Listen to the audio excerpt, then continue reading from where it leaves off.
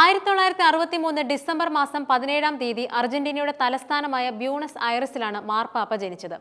Italian railway ജീവനക്കാരന്റെ 5 മക്കളിൽ ഒരാളായിട്ടാണ് അദ്ദേഹം ജനിച്ചത്.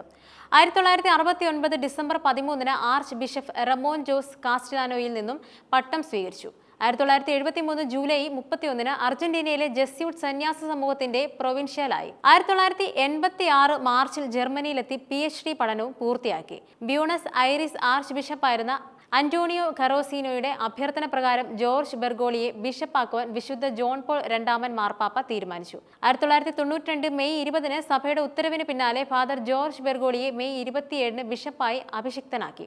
തുടർന്ന് ബ്യൂണസ് ഐറിസിന്റെ സഹായ മെത്രാൻ, ഔക്ക രൂപതയുടെ മെത്രാൻ എന്നീ ചുമതലകളിൽ നിയമിച്ചു. 1997 ജൂൺ 3-ന് ജോർജ് ബെർഗോളി ഓക്സിലിയറി ആർച്ച് ബിഷപ്പായി. 9 മാസങ്ങൾക്ക് ശേഷം കർദിനാൾ അന്റോണിയോ ഖറാസീനോ കാലം ചെയ്തതിനെ തുടർന്ന് ബ്യൂണസ് ഐറിസിന്റെ ആർച്ച് ബിഷപ്പായി ജോർജ് ബെർഗോളി നിയമിച്ചു. 1998 ഫെബ്രുവരി 28-ന് ബ്യൂണസ് ഐറിസ് ആർച്ച് ബിഷപ്പായി ചുമതലയേൽക്കുകയും അർജന്റീനയിലെ കിഴക്കൻ സഭകളുടെ ആരാധന സമിതിയുടെ ചുമതലകളും നൽകി. 2001 ഫെബ്രുവരി 21-ന് വിശുദ്ധ ജോൺ പോൾ രണ്ടാമൻ മാർപ്പാപ്പ ജോർജ് ബെർഗോളിയെ കർദിനാൾ പദവിയിലേക്ക് ഉയർത്തി. 2001-ൽ കർദിനാളായി.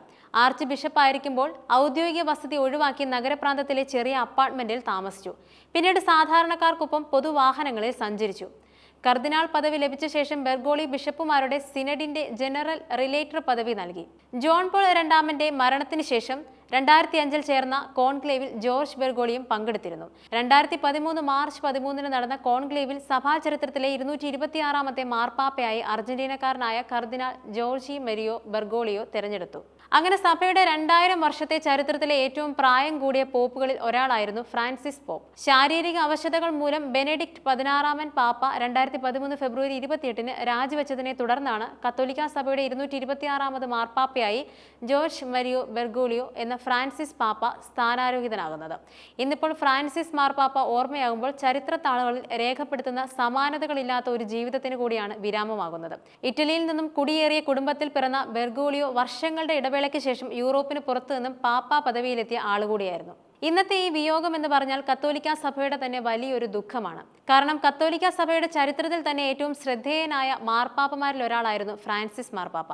കൂടാതെ മാർപ്പാപ്പ എന്ന നിലയ്ക്ക് ലോകമെങ്ങും സ്വീകാര്യനായ ഫ്രാൻസിസ് മാർപ്പാപ്പ സഭയ്ക്കുള്ളിലെ നവീകരണത്തിന്റെ പുതിയ അധ്യായം കൂടിയായിരുന്നു. കത്തോലിക്ക സഭയുടെ തലവനായി അമേരിക്കൻ ഭൂഖണ്ഡത്തിൽ നിന്നും തിരഞ്ഞെടുക്കപ്പെട്ട ആദ്യത്തെ മാർപ്പാപ്പയും ആദ്യമായി ഫ്രാൻസിസ് എന്ന പേര് സ്വീകരിച്ച മാർപ്പാപ്പ എന്ന ഖ്യാതിയും മാർപ്പാപ്പയ്ക്കാണ്.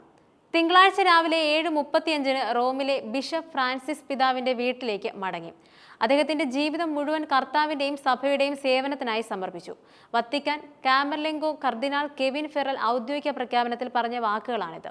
ഫ്രാൻസിസ് മാർപ്പാപ്പ ആഴ്ചകളായി കടുത്ത ശ്വാസകോശ സംബന്ധമായ അസുഖവുമായി മല്ലിടുകയായിരുന്നു. ശ്വാസതടസ്സം അനുഭവപ്പെട്ടതിനെ തുടർന്ന് 2025 ഫെബ്രുവരി 14-ന് ഇറ്റലിയിലെ റോമിലെ ജെമെല്ലി ആശുപത്രിയിൽ അദ്ദേഹത്തെ ആദ്യമായി പ്രവേശിപ്പിച്ചു.